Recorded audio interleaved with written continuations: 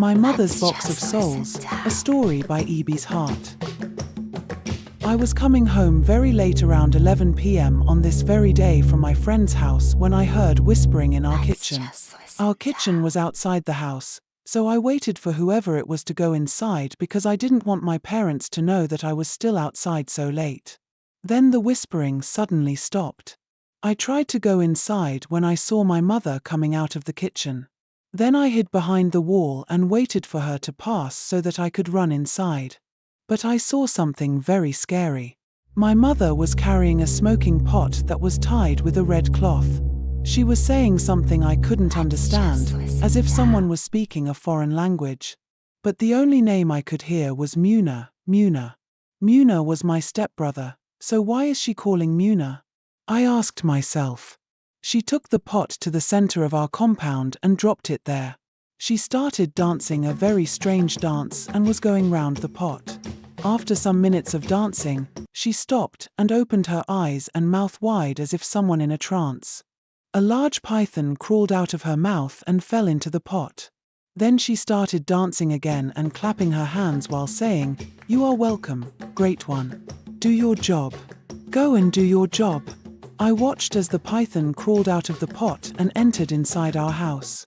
My mother then carried the pot, still talking, and followed the python inside. I couldn't enter the house again.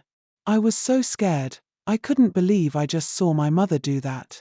That was the longest night of my life. I hid near our water tank until morning.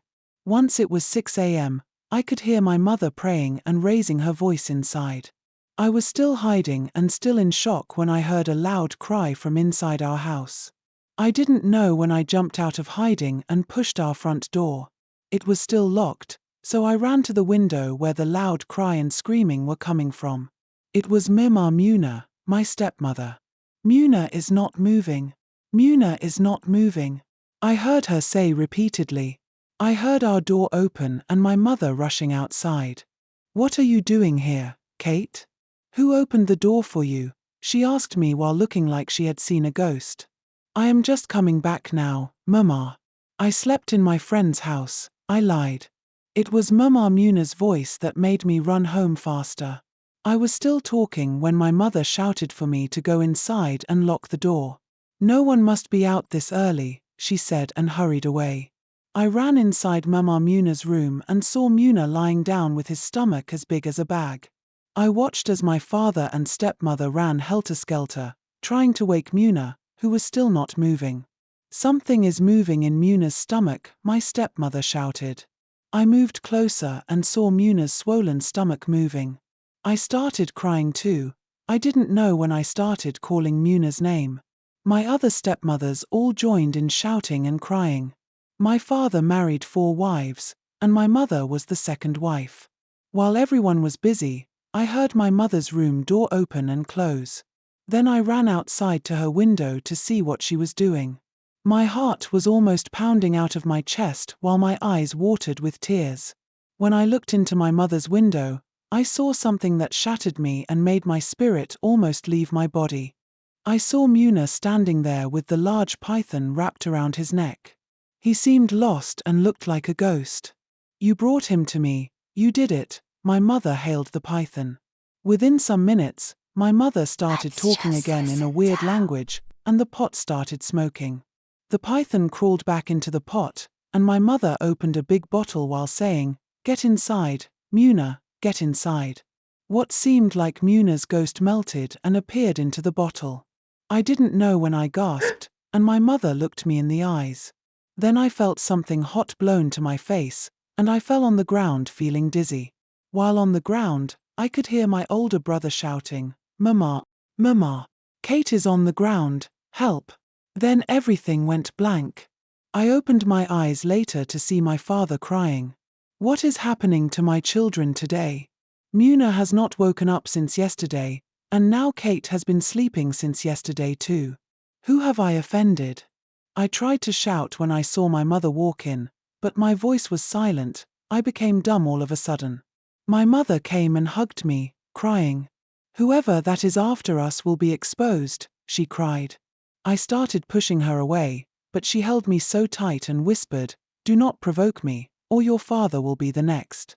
She knew how much I loved my father, so when she said that, I became relaxed immediately and was just shedding tears.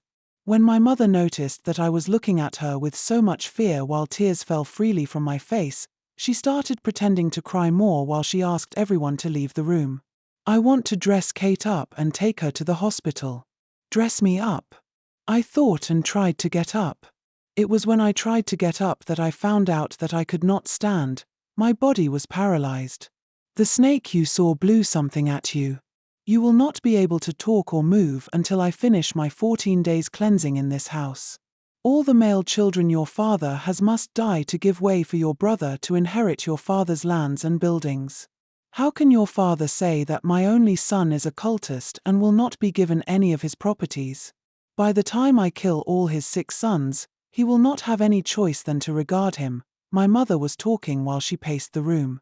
Being the second wife of my father, my mother always hated herself for it. She felt she was too beautiful to be a second wife.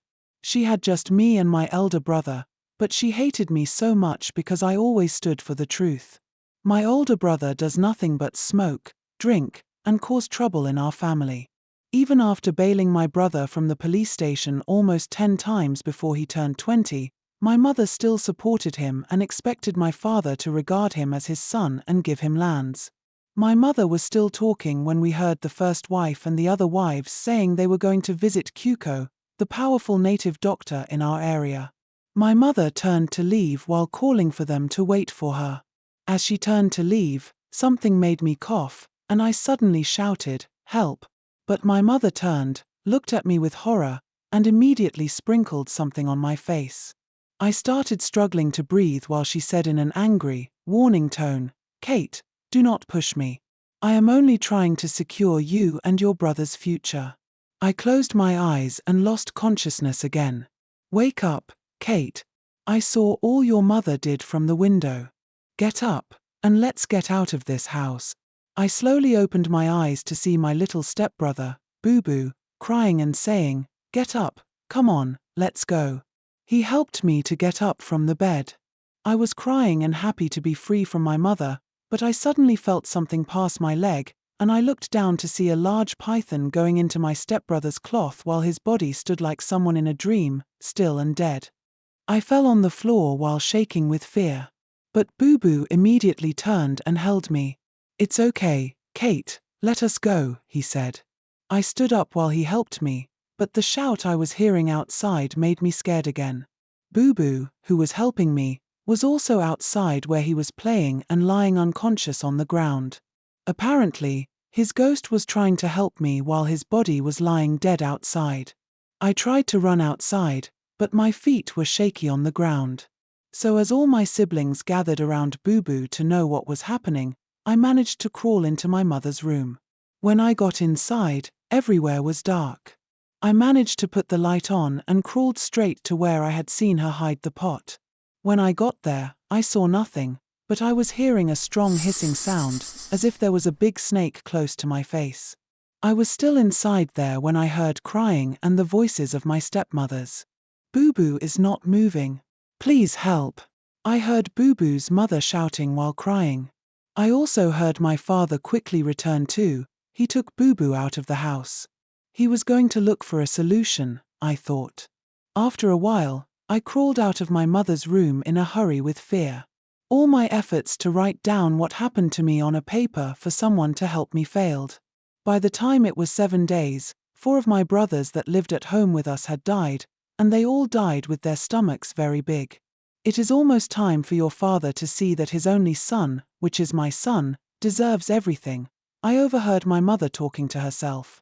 My father had called several native doctors, seers, and prophets to help stop his children from dying. But nothing changed, because my mother's charm was too strong. My mother always cried loudest whenever any of my stepbrothers died. This continued until one day, I woke up and found out my hands and feet were working well again. I still pretended to be paralyzed and laid on the bed until my mother left for the market. That was when I got up and entered her room. Her room always smelt like death. I was inside her room when I heard another cry from my father's first wife. Her first son was found lying on his bed just like the others. His stomach was so big, and he couldn't move. I was so sad and wondered why no one had ever suspected my mother. My mother pretends so well and was always the peacemaker. She also goes to church even more than my stepmothers, so suspecting her was hard.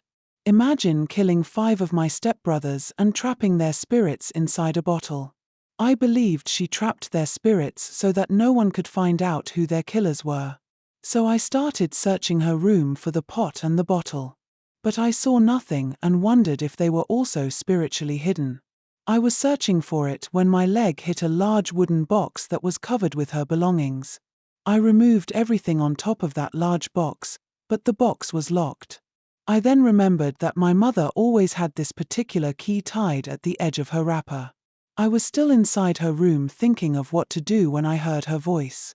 Someone came to tell me that Mike was dead. I heard her ask my father's first wife, who was crying while preparing to go and see her son in the city. I heard my mother crying louder than my stepmother's and cursing at whoever was attacking them.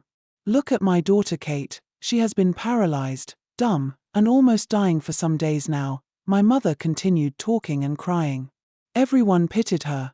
My stepmothers held her hands and lifted her from the ground. She was still pretending when I heard my stepsister shout, "Kate is missing. She is not on her bed again." That was when my mother jumped from the ground.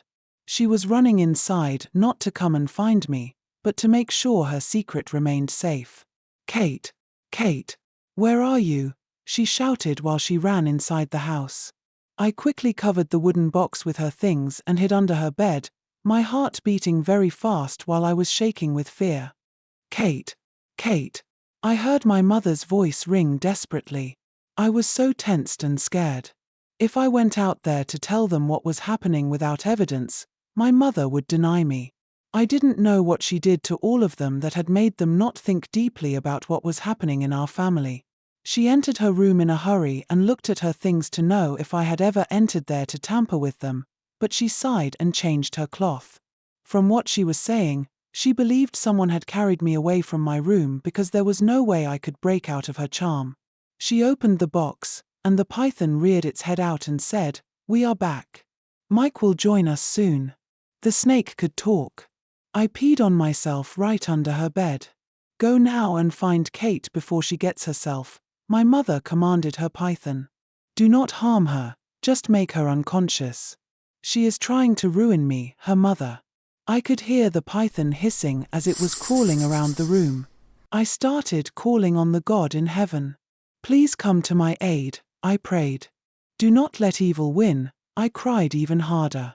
I heard the snake hiss and leave the room. It didn't detect me being here. I asked myself in shock. I crawled out from under the bed and saw Mike's spirit standing there, waiting for my mother to come inside and trap him. I cried and started removing her things from the box again. If only I could save Mike before his spirit is trapped and expose my mother, I thought. The wooden box was still locked, so I ran outside in desperation to bring something to break it open. I brought a big stone and started hitting the box aggressively. My mother had followed her snake to go and find me. Finding me was much more important to her. While I was breaking the box, my step-siblings that were around came into my mother's room to know what was happening. "Kate, Kate, is that you?" my stepsisters said happily. I told them that I needed help in breaking the box open. "Your mother is going round the whole village searching for you, Kate. Are you okay?" Kafi, my stepsister, said, looking worried. "Just help me with this box first, then I can answer your questions later," I said, almost shouting. Kafi helped me, and we started hitting the key on the box. I sent 2 of my stepsisters to go outside and be checking when my mother started heading home. We continued hitting the key, but it refused to break. "Let me sneak into our father's room and get a hammer," Kafi said softly to me. I happily told her to go and get it quick.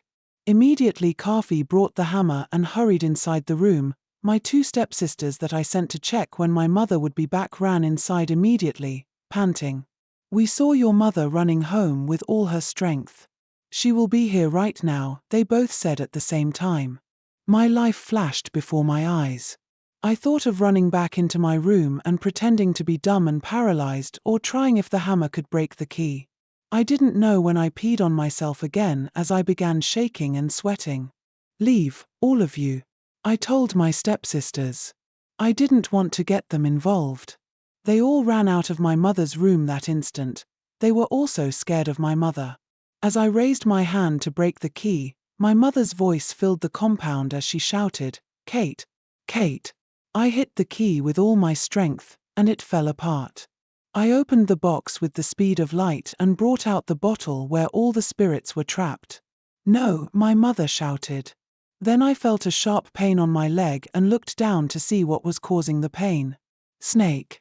Snake!" I said in panic while I felt dizzy from whatever the snake had done to me. I let the bottle go as I was falling. The sound of the bottle on the ground and my mother's voice shouting no were the last things I heard before everything went blank. I woke up later to chaos and running around. I was surprisingly fine when I woke up, or so I thought. So I walked out of the room and into our compound where the noise was coming from. I saw my mother sitting on the ground, crying and calling the names of all my dead stepbrothers, telling them to leave her alone. I looked around and saw the spirits of my dead brothers floating around her with sticks. They had been flogging her. I was so happy. So I did it. I thought happily. They were hitting my mother while they shouted, "Confess! Confess!" I saw my mother's snake wandering around the whole compound. It looked powerless and tired. Mike's mother immediately called to say that Mike had suddenly woken up.